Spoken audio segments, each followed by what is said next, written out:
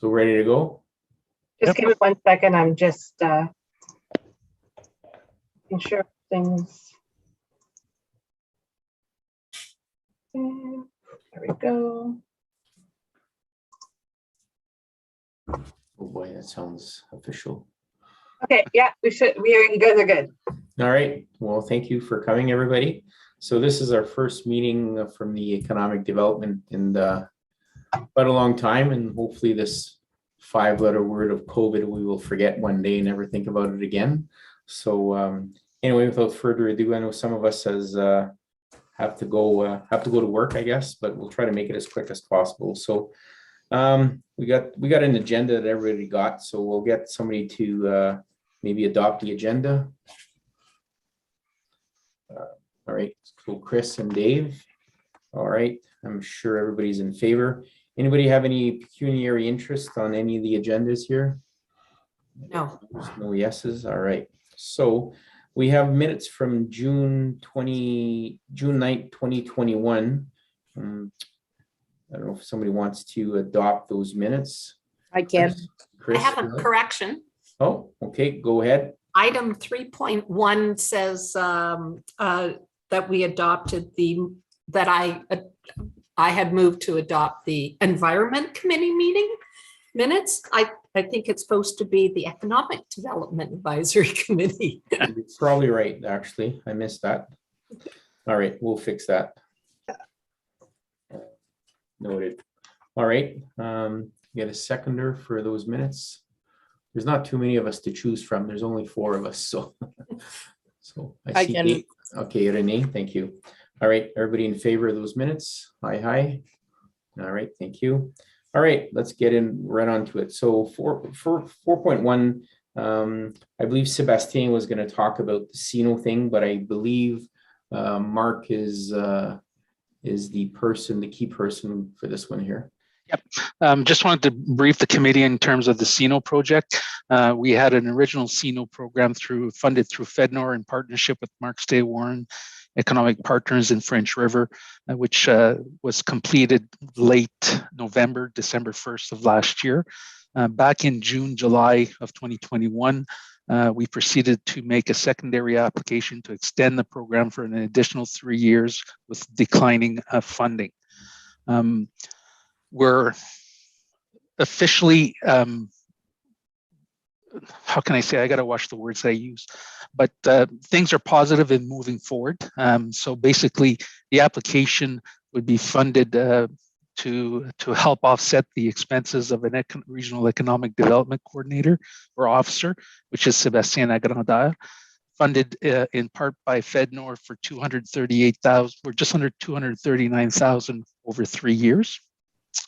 And shared by the municipality of French River and Mark Stay Warren for the balance of approximately $49,000 for the 3 years.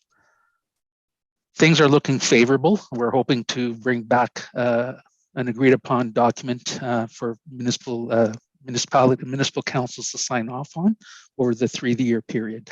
The funding decreases, so it's 90% funding to offset those expenses the first year, 75% the second year, and 50% the third year. We're also proposing operational expenses to provide support to Sebastien, which is approximately $25,000 over the 3 years.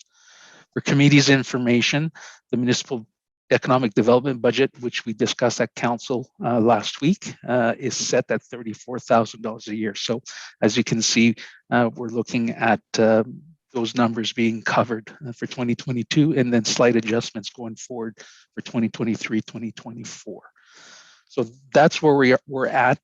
There's quite a few different programs that we're looking at gearing up to work with the Chamber of Commerce, the local businesses, and there's another idea that we'll speak to later on this afternoon, which I had Kedin forward you some information in terms of a pilot project. So that's basically the briefing I wanted to submit to Mr. Chair.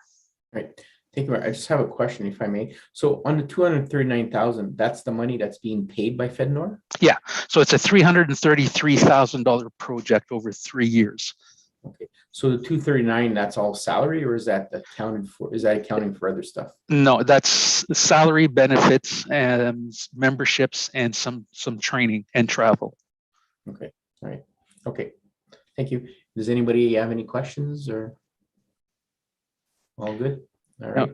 We look forward to working with Sebastien over the next 3 years. It's nice to have a person with those resources. Well, that's good. I mean, it's nice to have some funding for that stuff. We can sure use it for sure. So that's great.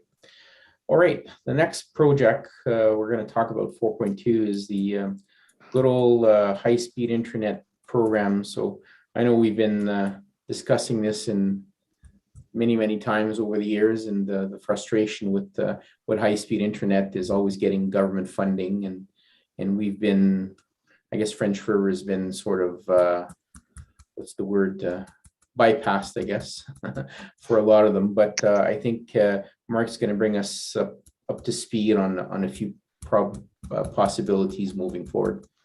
Yeah, basically, I was. Thank you, Mr. Chair. I was fortunate enough to listen in to the minister and their people in terms of the next steps. We've been following this closely. As the committee is aware, we did meet with the Minister of Infrastructure to view our concerns and need for internet service providers to provide services to our community back in August. As of since then, the province has announced that they are saying that everybody within the province of Ontario will be connected to high-speed service by 2025.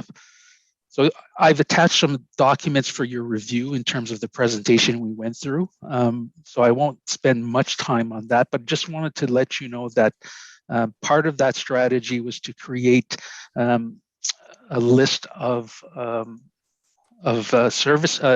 internet high-speed service providers to be able to bid on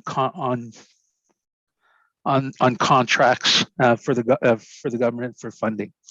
So as you can see, I've attached what the internet service provider qualification list that closed back in November, early December. And as you can see from the list, I think there's 5 or 6 providers from Northern Ontario.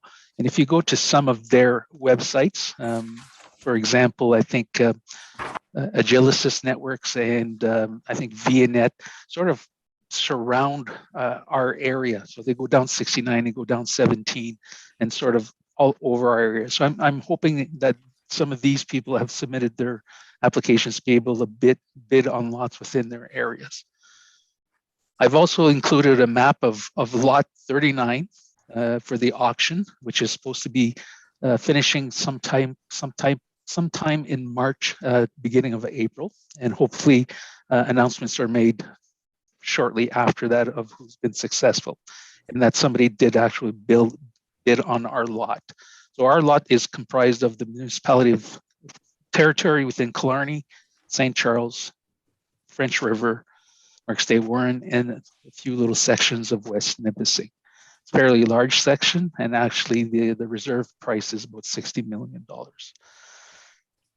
We did ask the question, or the question was asked, what happens if nobody bids on the particular lots? And the response we got, they're anticipating that everybody bid on all the lots available. If that hasn't been sort of come to fruition, that they will quickly respond to see what other actions they can take to assist in making sure that everybody's connected by 2025.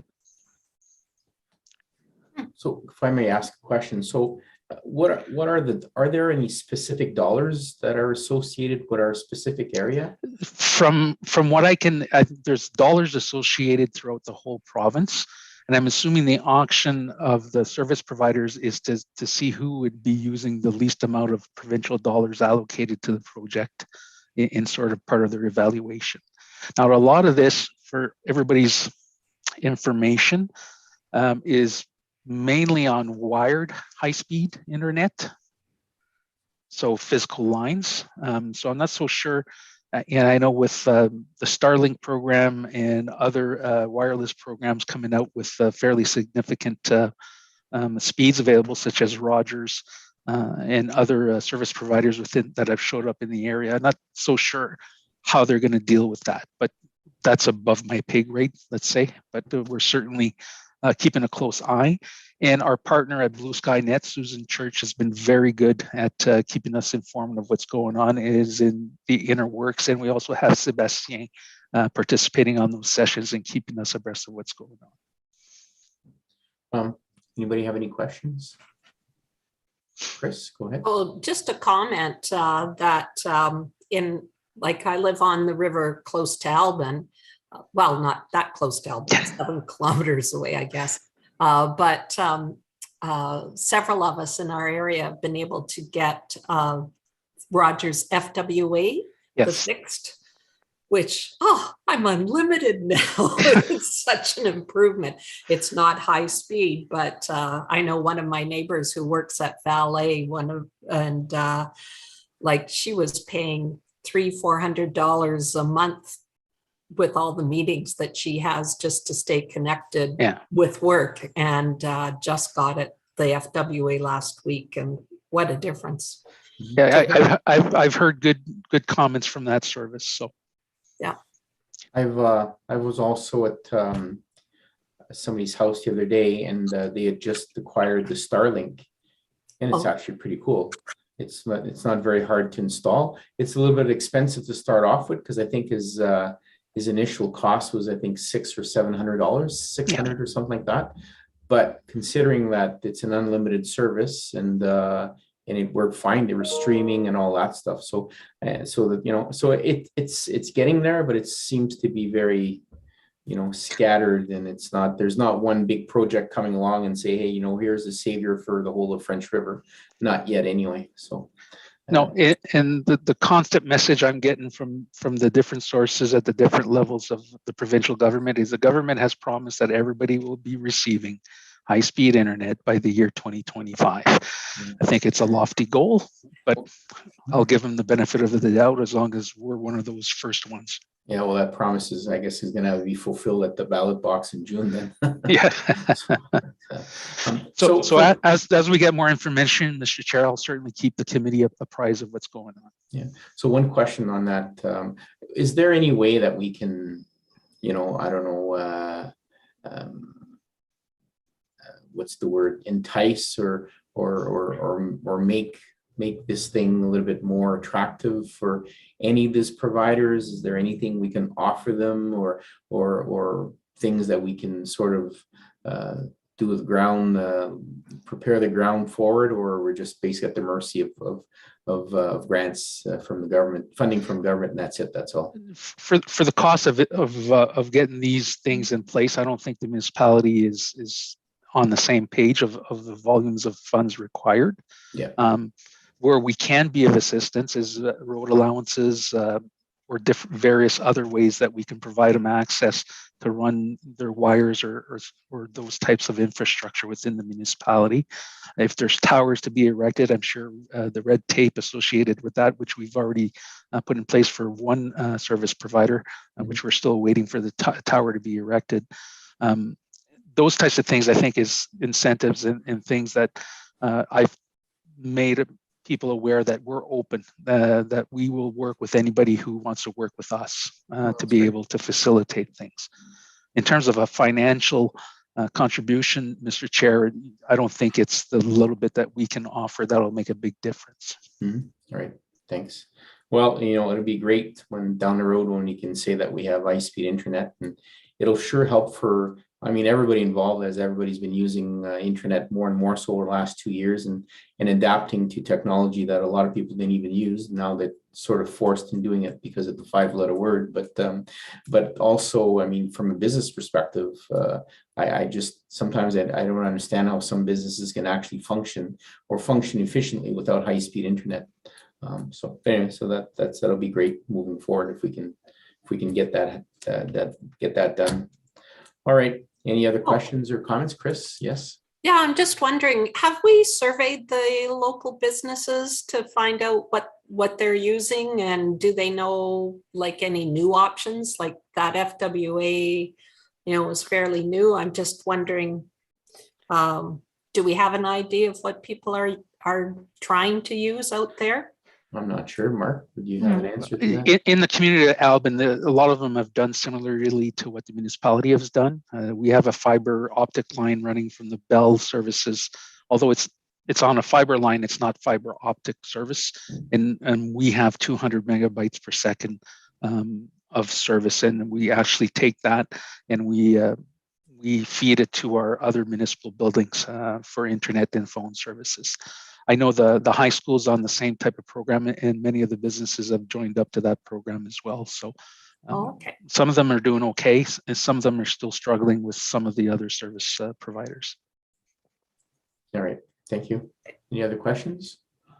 All right, so we'll move to the next item, which is the, I guess, a follow-up from our signs. So we've got the one highway sign already on 69 coming from Sudbury, right? That's right, going southbound.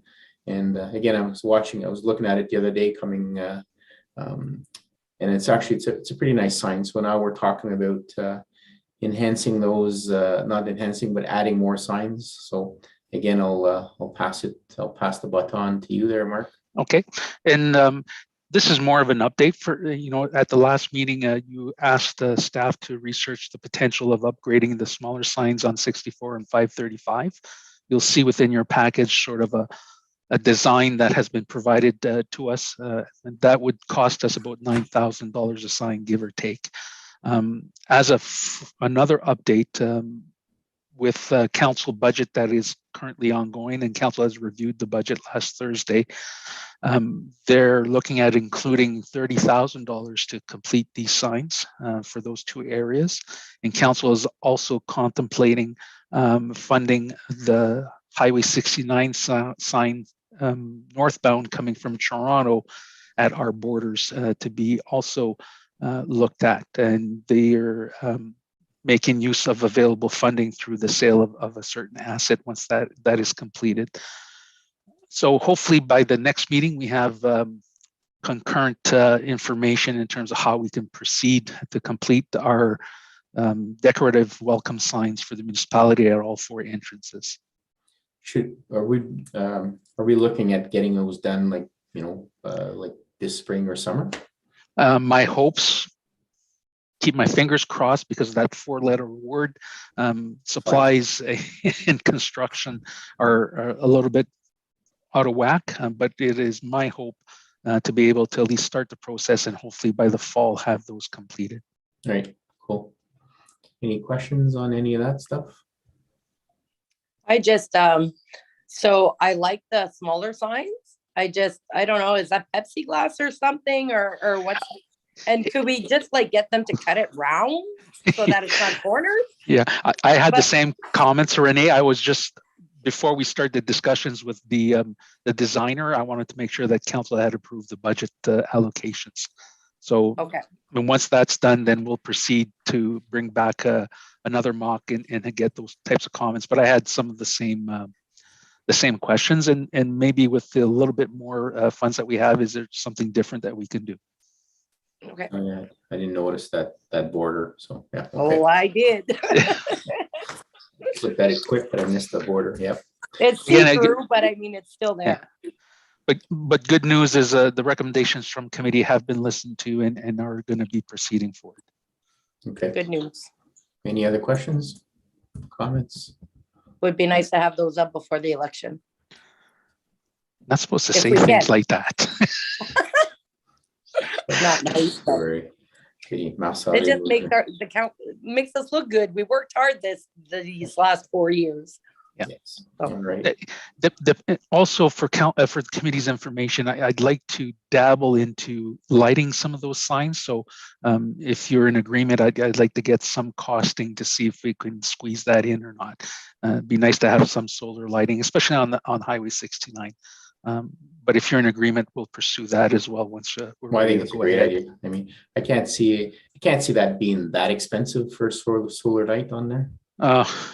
Really? Everything's expensive of late. Well, only because they probably see it's coming from a government entity, just like the school boards when they spend money, all the suppliers see them coming, and there's never any sales. So for I didn't mention numbers other than the smaller numbers, but we're looking at a budget for that project in the neighborhood of $120,000. That's, you mean all the signs? For all three, yeah. for all three signs, yes. Okay, all right. That's And no the other lights. sign cost us what, 40 something? More closer to the 50 something, 50, just over $50,000. So Of we which- have 120, yeah. so 30, 50, 80, give about 30,000 for lighting. I say look Yeah, into it. I wouldn't rely on that price that we did for the old sign, because pricing has changed significantly over the last year and a half. We'll cut a deal, 3 for 1, three for, we'll get all Yeah. 3 done if they give us a special price. It's pretty scary. The bargaining on there. Well, hopefully they don't increase the price of those signs in relation to the price of gas in the last few days. So Yeah, don't do Yeah. that. crazy. So, But I'll all right. Any other questions or comments on the signs? All right. Next item. This is more of a topic that just sort of been coming to mind over the last little while. And I thought I'd talk to Mark about it briefly last week. So we see a lot of organizations that have been creating some 50-50 draws over the last few years. I mean, you see them. A good example in the area would be the hospital in Sudbury, which, I mean, not to say that we're gonna, if we were to do that, we'd get $500,000 or $800,000 every month. But I mean, I think the concept works, and I was just trying to see if we can bring that as a discussion piece to see if there's anything we can do with regards to creating a 50-50, maybe not necessarily each and every month, but maybe an annual event or biannual event, and maybe find a specific funding for it. So I don't have anything in mind. It's more of a general concept. So I just wanted to throw that thing in there. So I'm not sure, Mark, if you have any things up front with regards to. Yeah, I was able to do a little bit of research, and Lucy was, thankfully Lucy Rachon was able to help me out with this. So we really have to think about this, because a government is not a charitable organization, and it is not eligible for lottery licensing. Okay, that's number one. Municipal councils, municipal corporations, and their administrative departments and organizations are not eligible. A licensing authority must never issue a lottery license to a municipality or one of the administrative departments. There's other things that I found as well. What is eligible in terms of construction, renovation, or improvements of buildings owned by or on land owned by the government of Canada, the province of Ontario, or municipalities are not eligible either. So we'll have to, we'll have to look at another organization or charitable organization.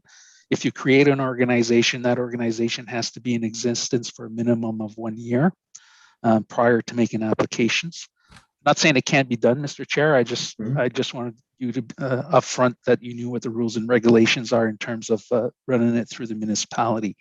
And then the other thing we have to be careful is the charitable donations that we want to make. So we have to be careful that they're not generated towards municipal facilities, because technically under the AGCO, it's not permitted.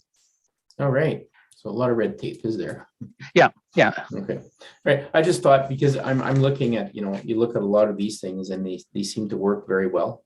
The cost involved in setting those it's almost non-existent, really. I mean, and people seem to feel a sense of what's the word of I don't know what's the word I'm looking for.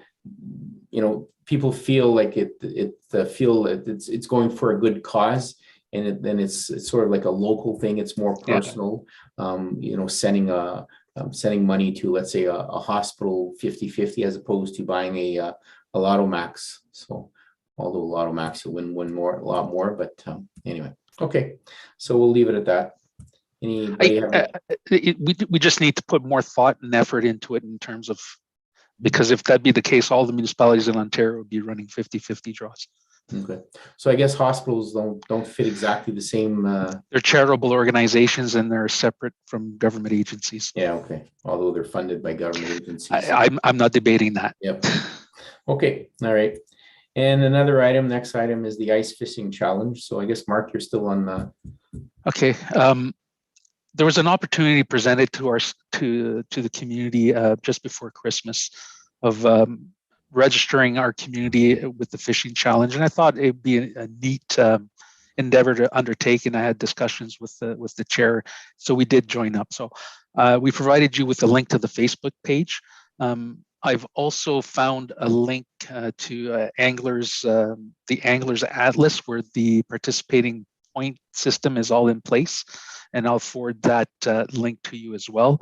Unfortunately, when I look down, Municipal French River has 0 members registered and 0 catches so far. So if you can kindly, try to promote this around to, I know there's a lot of people in our area that do ice fish, and if they take the time to register, it'd be a neat idea. I know I forwarded some information. We put it through our Facebook page, and we'll certainly repost it. So the fishing tournament goes until March 7th, if I'm not mistaken. What's the cost for the? It was $1,000 to become a sponsor and have our logo listed as a new sponsor, and give the opportunity of our residents to participate. And the residents can partake free, or they Yeah. have to pay a fee? Oh, okay. I just thought it was a neat opportunity. So for the cost of it, it was something to simply join. Sorry, there is an entry fee of $20. Sorry. Okay. Just wondering if you reached out to, is there like a poster or something that say it could be put up somewhere, or did we just advertise it through Facebook? Yeah, it's basically done through Facebook. Oh, and okay. and also through the Ontario Ice Fishing Challenge organization that has been putting it through their Facebook as well. Oh, okay. In future, maybe like the French River Stewardship Committee, they Yeah. do an awful lot with the fish And docks. Chris, that's a good idea. Maybe we should be forwarding the information to that organization by tomorrow as well, as see if they can forward it through their groups. Yep. Great idea. Thanks. Any questions? All right. You Next could send item it to is- the Rod and Gun Club too, Mark. Yep. Send it to Mark Fryer. I Okay. know they promote a lot of outdoor fishing in the winter, and they have their tournaments and stuff. So Kedin, did you get those notes, please? Yes. Thank you. Chris, what was the name of the organization again? French River Stewardship Committee. Okay.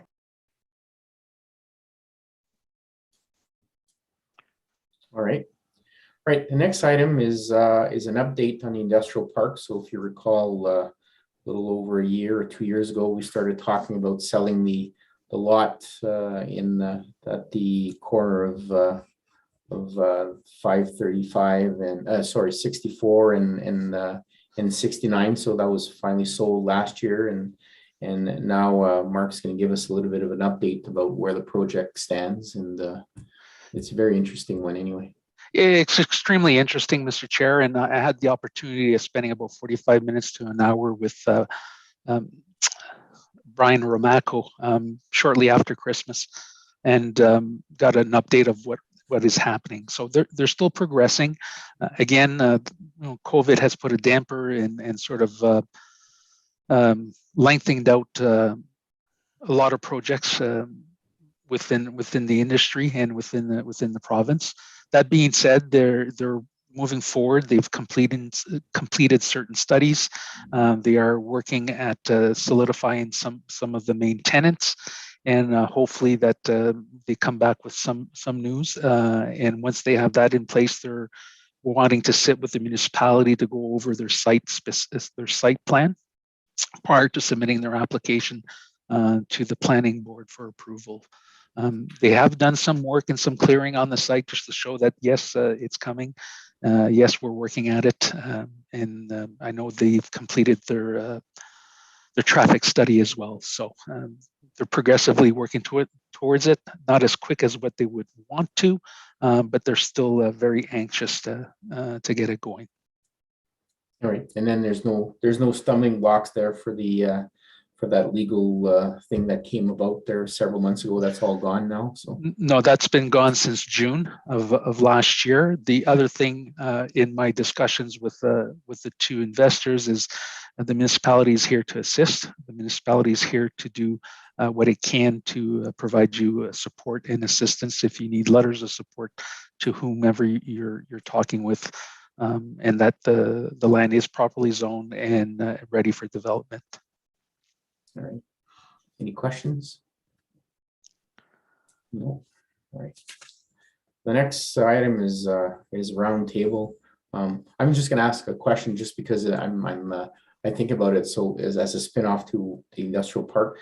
Is there any other land that we have that we could maybe make use or either sell or contemplate selling with regards to a similar project like this one here, or maybe not quite to that extent, but any other land that we have that we could probably sell and create something? From my knowledge, the major parcels of land that remain in the municipality's name are behind the public works yard. Oh, sorry, I didn't. Behind the public works yard. Okay, yep. And the other big chunk that we have is behind the municipal offices, which are, we do have some ideas around that in the future, but there is a significant amount there. Those are the two main significant pieces that we have as a municipality. Anything else along the corridor of 64 or 69, I'm not aware that we have much of anything at this point. Okay. All right. Mark, how is it if somebody wants to, I know the government doesn't sell Crown land, but do they still do out lease agreements like they have with La Have? Is that something that a company looking to invest in our area could try to potentially make some kind of arrangement to lease land? I know that's not something.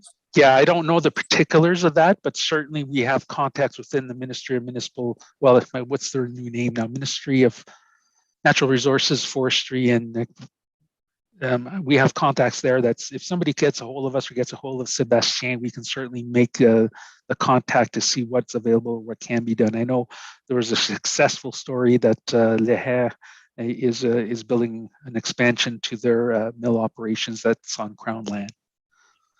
For the committee's information, we don't regulate Crown land and have no jurisdiction over regulating Crown land. That's solely at the province's discretion and doesn't fall within our planning board or municipal bylaws. And through the planning board, is there any way we can, as a municipality, get control of any of that Crown land, or that's not something the government would even consider? I think it depends. How can I answer this? It's depending on what we're looking to expand the community to make it bigger, to reach Noivelle to Alban. There's a lot of Crown land there. Is there ways to do that down the road, perhaps through the zoning, like through maps? Well, first and foremost, the zoning can't touch it until it's in the municipality's jurisdiction.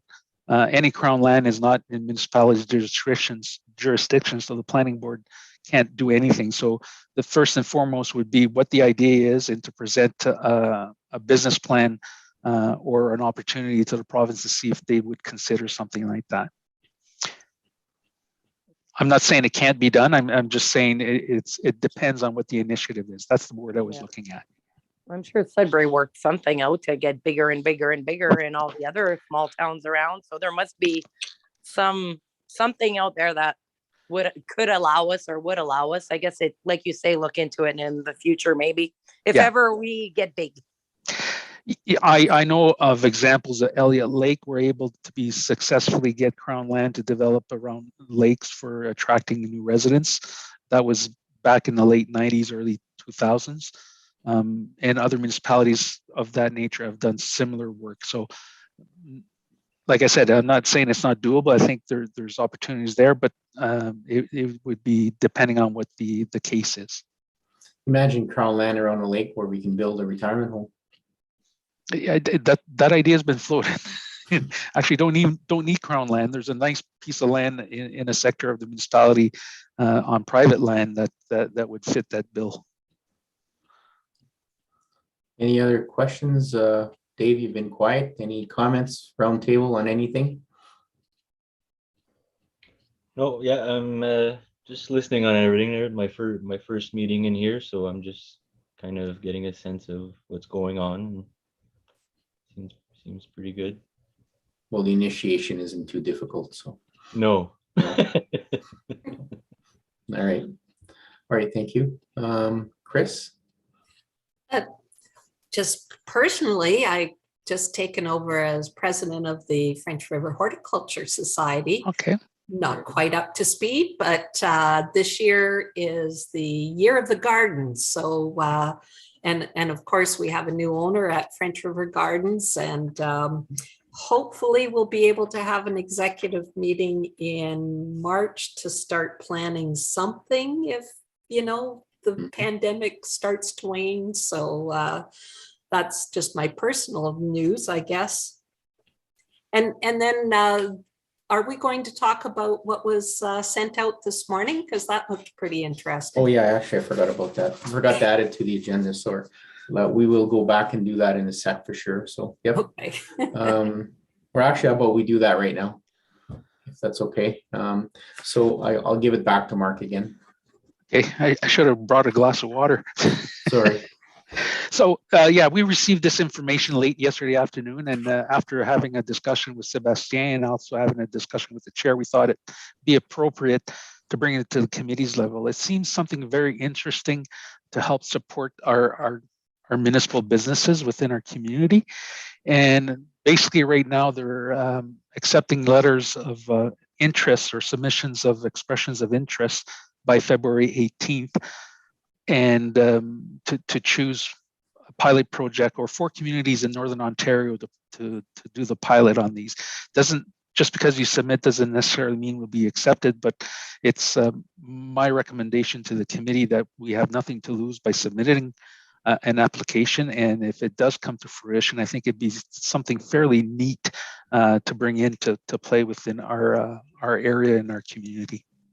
Yeah, I can't believe I forgot to put it on the agenda because I printed the whole thing and looked at it. I think it's a pretty cool concept. Does it give, like, I didn't read it maybe as much as I should have, but it doesn't give details on what exactly are they funding, right? And how much are they funding? No, I think they're looking at picking the 4 communities to work together with the Economic Development Council to submit applications to the ministry for funding to be able to implement it. And I see Chris is shaking her head. So this would be communities like all in Northern Ontario. So this includes big or small, right? Yeah.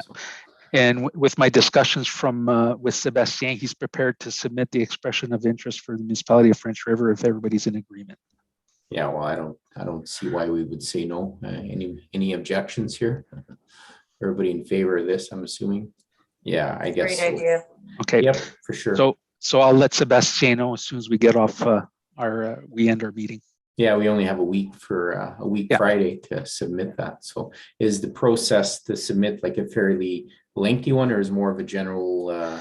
Just a general expression of interest. So I'll work with Sebastien to finalize it and make sure it's submitted on time. Okay, that's cool. All right. Any other comments? you. Yeah. Yeah, You skipped me.